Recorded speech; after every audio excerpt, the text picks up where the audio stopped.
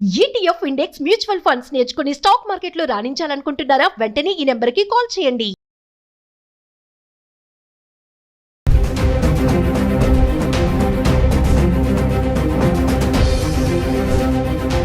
నమస్తే, welcome back to Suman TV. Present మనతో పాటు ఉన్నారు అనలిస్ట్ మందర్ కృష్ణారెడ్డి గారు. నమస్తే సార్. నమస్తే అమ్మా. సార్, అమెరికా అధ్యక్షుడు డొనాల్డ్ ట్రంప్ H1B వీసాల విషయంలో మొదటి నుంచి కూడా ఏదో ఒక మెలిక పెడుతూనే ఉన్నారు. మరి ఇప్పుడు కొత్తగా ఏంటంటే ముందు H1B వీసా రద్దు చేయబోతున్నాము అని కూడా చెప్తున్నారు. ఎందుకంటే చాలా స్కామ్స్ జరుగుతున్నాయి.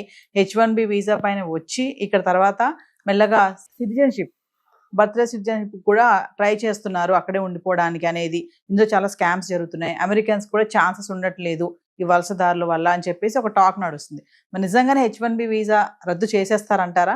H1B వీసా అనేది ఒక్కసారి అమెరికాలో H1B వీసా మీద అలౌ చేయబడ్డ వ్యక్తి సహజంగా తన వర్క్ పర్మిట్ని ఎక్స్టెండ్ చేసుకుంటూ వెళ్ళడం, అంటే వీళ్ళ ద్వారా కంపెనీ, అంటే వీళ్ళు చేయలేరు దాన్ని, కంపెనీ ఎక్స్టెండ్ చేయడం, ఎక్కువ కాలం అక్కడ నివసించడం వల్ల అక్కడ సిటిజన్షిప్కి వాళ్ళు అప్లై చేసుకోవడం, గ్రీన్ కార్డ్ తెచ్చుకోవడం, సిటిజన్షిప్ అయిపోవడం, అమెరికన్ పౌరులుగా మారిపోవడం అనేది ఒక ప్రాసెసింగ్గా జరుగుతుంది.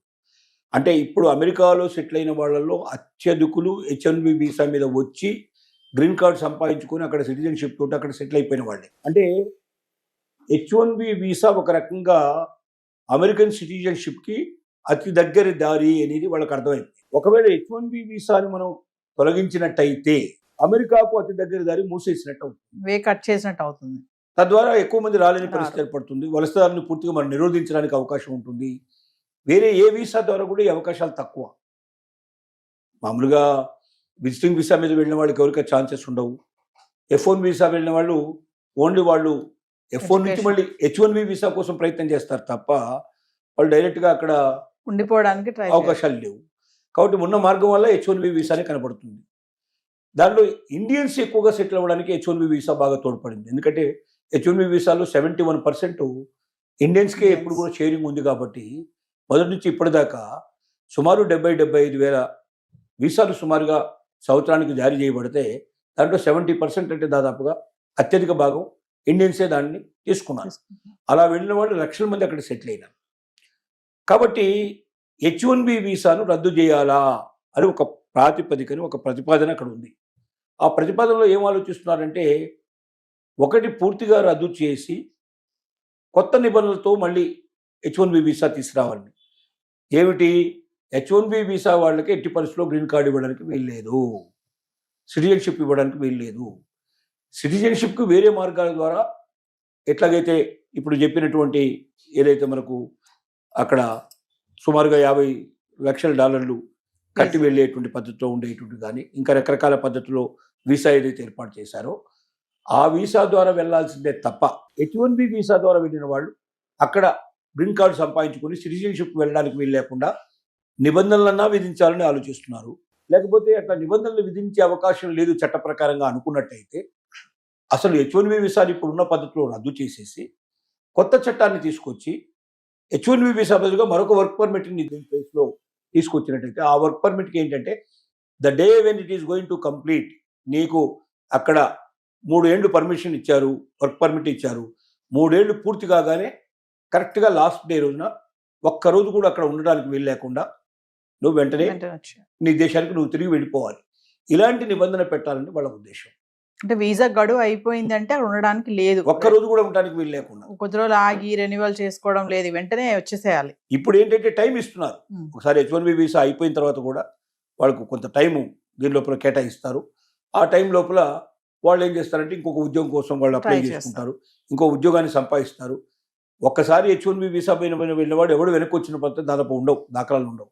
ఏదో 1%, 2% ఏదైనా ఇండియాలో అంతకన్నా చాలా గొప్పగా వాడికి కలిసి వచ్చి ఏదైనా తాతతండ్రుల ఆస్తులు విపరీతంగా కలిసి రావడం కానీ, ఓ పెద్ద పొజిషన్స్ ఇక్కడ రావడం కానీ, లేదా బిజినెస్ ఇక్కడ పెట్టుకుంటే బాగా గొప్పగా నడుస్తుందని ఆలోచించి అక్కడ నుంచి పర్మనెంట్గా వచ్చిన వాళ్ళు తప్ప వేళ్ల మీద లెక్క తెగించినటువంటి వాళ్ళు అంతకన్నా ఎక్కువ ఉండరు. వాళ్ళు మొత్తం ఒక్కసారి అక్కడికి వెళ్తే H1B వీసా మీద ఇక అమెరికన్ అయిపోయినట్టే, అమెరికన్ సిటిజన్షిప్ వచ్చినట్టే, గ్రీన్ కార్డు వచ్చినట్టే కానీ భావించేటువంటి పరిస్థితుల్లో H1B వీసా అనేది మీకు ఓన్లీ తాత్కాలికంగా మీరు ఉద్యోగం చేసుకోవడానికి మాత్రమే పనికొచ్చే పర్మిట్ తప్ప మీరు ఒక్కరోజు కూడా మీ వీసా అయిపోయిన తర్వాత అక్కడ ఒకరోజు కూడా మీరు ఉండడానికి వీల్లేదు మీ పర్మిట్ అయిన తర్వాతనే నిబంధన తీసుకొచ్చినట్టయితే అమెరికా లోపల వలసదారుల యొక్క సంఖ్య తగ్గిపోతుంది. మనం ఎన్ని రకాల ప్రయత్నం చేసినా H1B వీసాని ఇదే రకంగా యథేచ్ఛగా నడిపినట్టయితే మనం కంట్రోల్ చేయడం సాధ్యం కాదు. డెఫినెట్గా వాళ్ళ సంఖ్య పెరిగిపోతుంది. అప్పుడు మనం ఆలోచించిన లాభం లేదు. కాబట్టి తొందరగా దీనికి ఏదో ఒక రకమైన మార్గం చూడాలనే ఉద్దేశంతో 2 రకాల మార్గాల్లో ఆలోచిస్తున్నారు.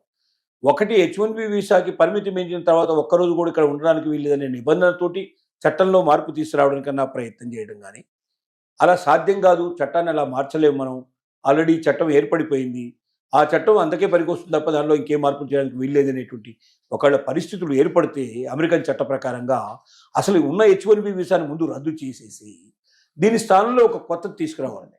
ఎందుకంటే కంపెనీస్ అన్ని ఏం గొడవ పెడుతున్నాయి, మాకు ఇక్కడ ఉన్నటువంటి పరిజ్ఞానం సరిపోదు, ఇక్కడున్న నాలెడ్జ్ మేధస్సు మాకు సరిపోదు, మేము అవుట్ సైడ్ నుంచి తెచ్చుకుంటే తప్ప మా కంపెనీలు మేము నడపలేని పరిస్థితులు లేవు, కంపెనీలు లేకపోతే మూతపడిపోతాయి, ఇప్పుడున్న అమెరికన్ ఉద్యోగాలు కూడా మొత్తం క్లోజ్ అయిపోయే అవకాశాలు ఉన్నాయి. కాబట్టి మీకు అమెరికన్స్ కూడా ఎక్కువ ఉద్యోగాలు జరగాలంటే ముందు మన కంపెనీ నడవాలి. కంపెనీ నడవాలంటే మనం అవుట్సోర్స్ నుంచి తప్పనిసరిగా ఎవరైనా మేధావులైన వాళ్ళని మనం తెచ్చుకోక తప్పదు అని చెప్తున్నారు. మేధావులు తెచ్చుకోవాల్సినంత కాలం తప్పనిసరిగా ఒక వీసా పర్మిట్ అయితే ఉద్యోగానికి కంపల్సరిగా ఇవ్వాల్సింది. ఆ ఇచ్చేటటువంటి ప్రస్తుతానికి H1B వీసాని మనం పిలుస్తున్నాం.